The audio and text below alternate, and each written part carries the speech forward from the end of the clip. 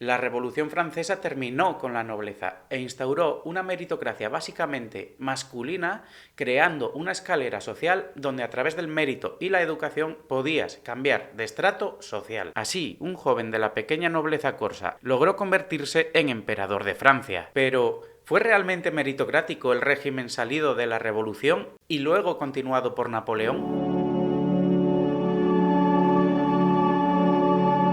Cuando Napoleón llegó al poder, continuó el orden instaurado por la Revolución. Los actores, él mismo incluso, y todos los que le rodeaban habían cambiado. Pero Napoleón no compartía ni el anarquismo previo a la etapa del terror, ni desde luego esta fase, pues sobre todo era un fanático del orden. Partiendo de los conceptos de igualdad y fraternidad, nacía un mundo nuevo, donde se concebía que existían oportunidades para todo el mundo y que con esfuerzo y capacidades se podía llegar más lejos. Esto era la antítesis del sistema aristocrático, donde por motivos de sangre existía una estratificación social que era imposible de cambiar. Así, Napoleón creó leyes e instituciones que partían del principio de igualdad. Todas las clases sociales fueron escolarizadas. Fue fundamental su Código Civil de 1804, una de sus obras cumbres y que todavía en Francia tiene reminiscencias a día de hoy, pero también creó la Legión de Honor, basada en la Orden de San Luis de la monarquía borbónica, que se convirtió en la primera orden al mérito. Los más capacitados comenzaron a llegar a los puestos de responsabilidad en Francia. Bonaparte concibió la política de la carrera abierta al talento como nueva fórmula para una Francia meritocrática, con un mensaje claro: cualquiera con esfuerzo y capacidad podía promocionar socialmente bajo la premisa de incentivar la movilidad social. Frente a la falta de peldaños del antiguo régimen, surgía una escalera social que permitía a todos con esfuerzo mejorar su existencia. Y esto se vio claramente en el caso del ejército, la escalera social por excelencia. 17 soldados rasos llegaron a formar parte de una nueva aristocracia, pivotando en torno a la familia Bonaparte, reyes, mariscales y generales. Una figura tan brillante como Napoleón tenía que sostenerse en un buen equipo de mariscales, figura que la Convención había eliminado en 1793 y que el emperador recuperó. Él mismo creó una aristocracia militar que le rodeó y a la que otorgó títulos, rentas y privilegios. En 1804 nombró a los primeros 18 mariscales, fundamentalmente aquellos que se habían destacado en el periodo de la Revolución. Augereau era hijo de un cantero. Napoleón destacó su nula formación y pocas luces. Le consideraba incapaz de conducirse. De hecho, en el pasado, Augereau había desertado del ejército tras matar a un oficial. Era un maleducado, pero muy querido por sus soldados, buen táctico en los ataques y de carácter intrépido. Napoleón definió a Murat como una persona generosa y franca. Es una de las trayectorias más icónicas de la sociedad francesa del momento, el hijo de un tabernero que llegó a ser mariscal de Francia y más aún, rey de Nápoles. En el campo de batalla fue un mal estratega, mal administrador y no sobrado de inteligencia, pero a la vez el jefe de caballería más famoso de la época. En Jena y Eylau intervino al frente de la caballería en momentos críticos con gran temeridad y riesgo para su vida. Tenía un punto de egolatría y diseñaba sus propios uniformes. Abandonó a Napoleón tras la derrota de Leipzig en 1813 e intentó negociar con los aliados para conservar la corona de Nápoles, sin éxito. Su muerte fue trágica. Berthier era un oficial ingeniero, fue uno de los favoritos de Napoleón debido a su alta capacidad de trabajo, mal comandante independiente, pero buen jefe de Estado Mayor por su precisión y capacidad de controlar hasta los detalles más pequeños. Bessières mantenía la calma en medio de la batalla, era prudente y circunspecto, muy seguro y de confianza para Napoleón en todas las batallas. Massena es considerado por muchos como el mejor comandante independiente en el campo de batalla. Había tenido una juventud muy loca, fue aventurero, fue contrabandista, pero a pesar de eso, debido a sus orígenes humildes, creció con mucho esfuerzo en el ejército. Además, entre los mariscales destacaba por ser de los más hábiles en cuanto a visión estratégica. Napoleón confiaba en él, aunque David Chandler ha destacado sus grandes debilidades: el dinero y las mujeres. Lance era hijo de un comerciante, fue brillante y carismático como mariscal.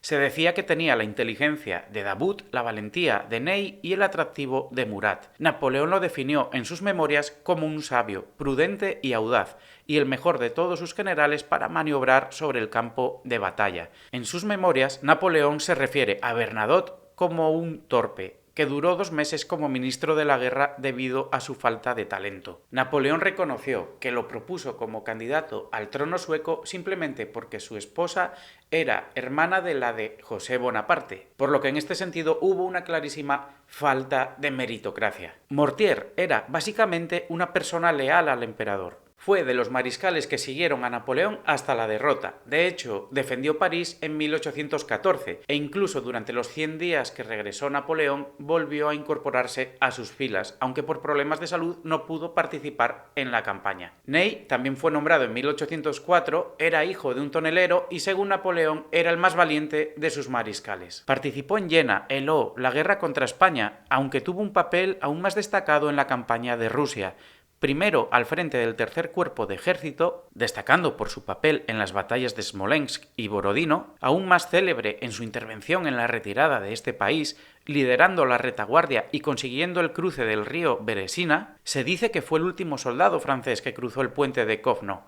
Ney fue partidario de la abdicación de Napoleón y apoyó la restauración borbónica. Sin embargo, tras el regreso de Napoleón a Francia, se sumó a su causa de nuevo. Ney quedó en Waterloo al mando de la batalla principal e interpretó erróneamente el repliegue de tropas británico como una huida, lanzando una carga masiva de caballería con 5.000 jinetes que terminó por agotar las posibilidades de victoria. Soult era muy diferente a Ney y esto se debe a que no era tan buen comandante como mejor ministro de guerra. De hecho, era un grandísimo organizador. Tuvo un papel destacado en Austerlitz, en España, donde perpetró robos ilícitos de gran cantidad de obras artísticas, y en Waterloo. Davout no solo era el mejor estratega de Napoleón, sino que además es de los pocos que se pueden considerar como tal. Nunca perdió una batalla y es también de los mariscales que procedían de una familia de tradición militar. Trabajador incansable y preciso como las agujas de un reloj, Davout tenía un grandísimo defecto y que ha llevado a que no sea recordado con tanto cariño ni con tanta admiración, y es que tenía muy mal carácter, era muy disciplinado, muy frío y muy irascible. Su momento cumbre fue la batalla de Auerstadt, 1806, donde venció con el tercer cuerpo, 26.000 hombres, al ejército prusiano principal, formado por 63.000. Era tan minucioso que Napoleón se desesperaba por su lentitud. En la campaña de Rusia de 1812, durante la retirada, mandó a la retaguardia hasta que el emperador le sustituyó por el enérgico Ney. Magnífico organizador, en 1815 fue el ministro de guerra, organizando un ejército desde cero en tiempo récord, lo que permitió a Napoleón sorprender a británicos y prusianos con una rápida ofensiva. Mostró valores tras la derrota de su jefe en Waterloo, dirigió la defensa de París e incluso infligió una derrota a los aliados, logrando una mejor posición para negociar la paz. Moncey era definido por Napoleón como un buen hombre, hijo de un abogado que no siguió los pasos de su padre. Brun era un mariscal venido a menos, de hecho su mayor papel fue en la campaña de Italia y desde entonces Napoleón lo empleó en mandos de poca relevancia. Jourdan era hijo de un cirujano, pero educado por su tía tras el fallecimiento de sus padres. Por su tensa relación, Napoleón le envió a teatros de guerra alejados y los mariscales honoríficos, poco funcionales por edad o por papel previo, no estaban llamados a ser los mariscales más destacados. Es el caso de Lefebvre, hijo de un molinero, tenía modales rudos que dejaban entrever su origen. Junto a Kellerman, Serurier y Perignon, su principal papel como mariscales tuvo más que ver con el Senado que en mando en el campo de batalla. Ya más tarde, en 1807, fue nombrado Perrin como mariscal, en realidad por su mérito en la batalla de Friedland. También tuvo un papel destacado en la retirada de Rusia. En 1814 fue herido gravemente y eso puso fin a su trayectoria como militar. En 1809 fueron nombrados mariscales Oudinot, Marmont y MacDonald. Marmont había conocido a Napoleón en el asedio de Toulon.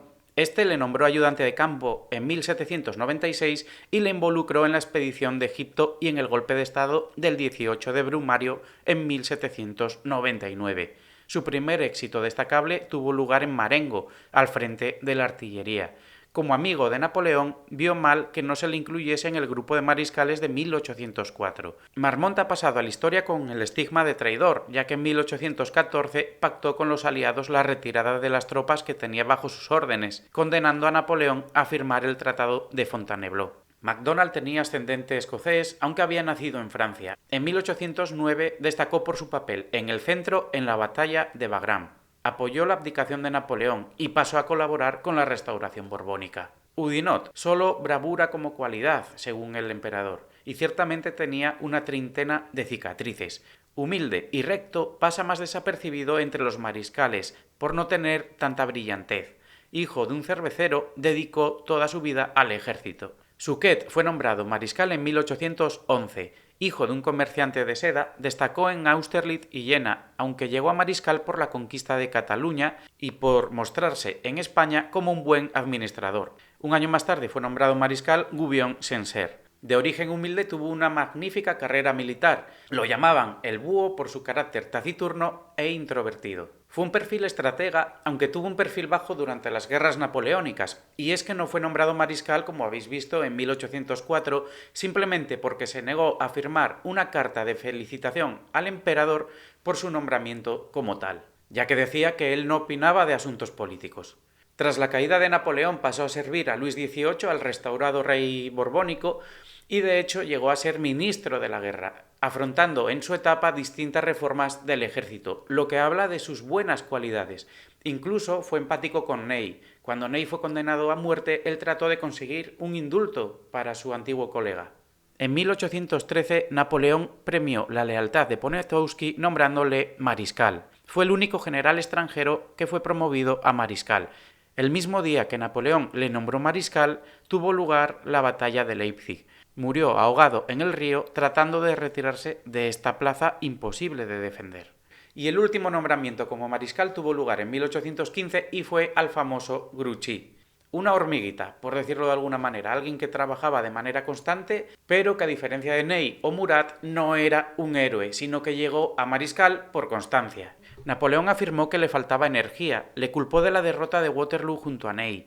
Era un noble especializado en caballería pesada. En 1807 destacó por las magníficas cargas de Elo y Friedland. Fue un devoto seguidor de Napoleón, que se le unió en los 100 días, cuando todo parecía que podía perderse. El día de la batalla de Waterloo tuvo dos fallos importantes. Por un lado, se le asignó la persecución de los prusianos vencidos en Ligny, pero fracasó y tampoco consiguió llegar como refuerzo de Napoleón y Ney a Waterloo a tiempo, propiciando la derrota de su causa.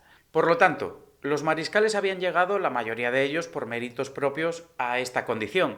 Sin embargo, hemos detectado, y vamos a verlo mejor con este cuadro, el hecho de que había muy buenos tácticos, pero había muy pocos estrategas. La diferencia es importante. Si la estrategia se refiere a la visión necesaria para establecer objetivos en el largo plazo, la táctica se refiere a las acciones específicas que son necesarias para llegar a dicho término. Por lo tanto, ambas son necesarias, pero es difícil que convivan en una misma persona. Napoleón sí las compaginaba. A nivel de ejército, Napoleón creó una estructura muy potente y fundamentalmente basada en la meritocracia. Otro cantar fue el enfoque dinástico que trató dar a su autoridad. Por un lado, se divorció de Josefina para casarse con María Luisa de Austria. Por otro, trató de sancionarse a toda costa creando una dinastía que, en primer lugar, partía de su familia y a su juicio legitimaba su derecho en el convencimiento de ser el representante de las clases populares. Esta debilidad clara de Napoleón se debía a una faceta muy arraigada en la cultura corsa. Recordemos que Napoleón era natural de Córcega, y es que la familia está por encima de todo. Napoleón trató de convertirse a sí mismo y a su familia en la excepción que confirma la regla en un sistema básicamente meritocrático. Y cabe preguntarse dónde residía este error. Si en una cuestión de vanidad, por una parte, o en la dificultad conceptual de generar una antítesis válida a lo que fue la tradición secular de las monarquías y de la aristocracia, en una sociedad donde no había para nada escalera social. Así, Napoleón representa la contradicción de impulsar a portentosos talentos a la acción de gobierno y militar, pero también la práctica de un nepotismo hacia su familia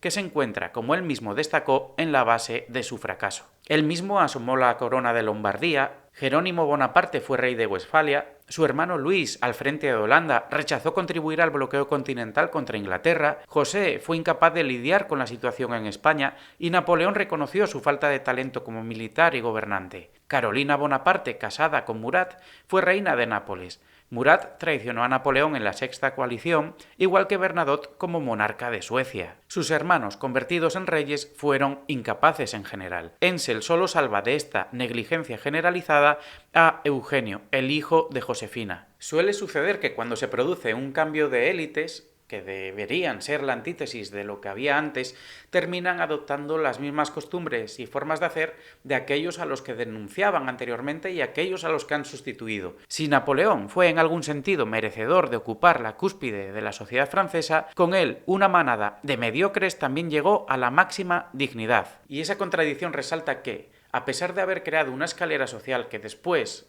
a través de muchas revoluciones, el resto de Europa y posteriormente el mundo fueron incorporando, Napoleón sometía ese sistema a su voluntad. Y así, el hijo de la revolución ponía freno a su propio sistema. Y si te ha gustado, dale like y suscríbete al canal.